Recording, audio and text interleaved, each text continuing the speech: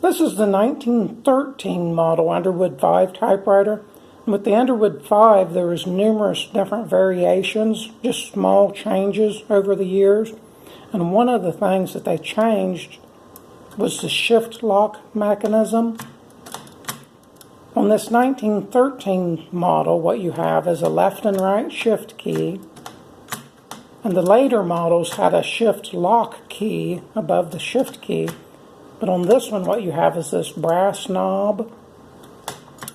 And with it in the up or forward position, both the left and right key function just to raise and lower the carriage for capital letters. But if you put it in the lower position, now this right shift key becomes a shift lock key, and it holds it in the upper position. And to release that, you just bump the left shift lock key.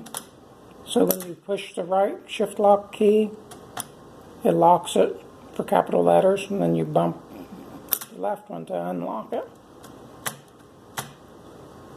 Or if you push that back up, you can just hold it down.